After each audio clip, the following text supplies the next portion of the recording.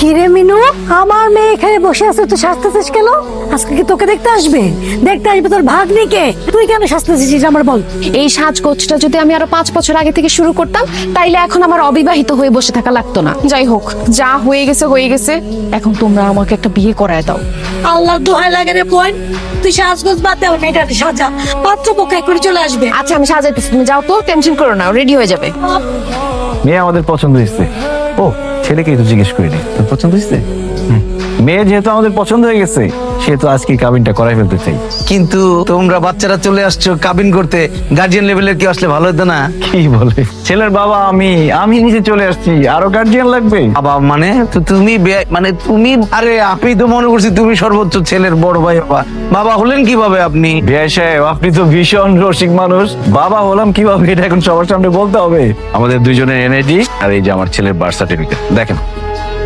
এবার বিশ্বাস হয়েছে যে আমরা পিতা পুত্র। আসলে আমাদের বংশের ট্রেডিশনটা এরকম। যেমন আমি বিয়ে করেছিলাম যখন, তখন আমার বয়স ছিল 21 বছর 1 দিন, আর আমার ছেলের বয়স এখন 21 বছর 10 দিন।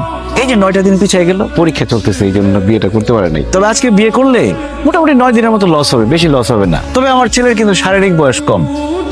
শারীরিক বয়স কম মানে জন্মের পরে সবাই জন্ম নিবন্ধন করতে গেলে বয়সটা হাইট করে না, কমায় লিখে। আমাদের বংশে সবসময় 2 বছর বাড়ায় লিখে, যাতে করে বিয়ের সময় কোনো ঝামেলা না হয়, আইনি কোনো জটিলতা না হয়।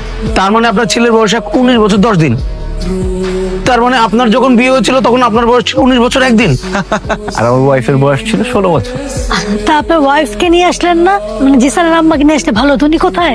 জিসানের জন্মের সময় ওর মা মারা যায়। তাহলে আপনার মা নিয়ে আসতেন? আমার জন্মের সময় মারা গেছে আমার আম্মা। এতে মারা যাওয়া ফ্যামিলি। অল্প বয়সে বিয়ে করলে বাচ্চা জন্ম দেওয়ার সময় মায়ের তো একটা মারা যাওয়ার চান্স থাকে। আরে এমন মারা যাওয়া ফ্যামিলির মধ্যে আমার মেয়েকে আমি কেন বিয়ে দিতে যাব? না না না, এই তো ঝামেলার ফ্যামিলি। আমাদের মেয়েরও তো অল্প বয়স, মাত্র 18 বছর 1 দিন হয়েছে। এইখানে তো আমরা আমাদের মেয়েকে বিয়ে দিতে পারি না, মারা যাবে। এই বিয়ে ক্যান্সেল, আমি রাজি না। আমি রাজি।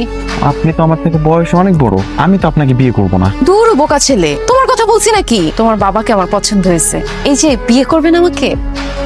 তোমার বোনকে সামলাও, বাণিজ্য চাপ শেষ হতে হবে সকাল তাড়াতাড়ি। আই মিনু, একদম চুপ, যা রুমে যা। করেন না বিয়ে প্লিজ, জিসানের মা বানানা খালাম।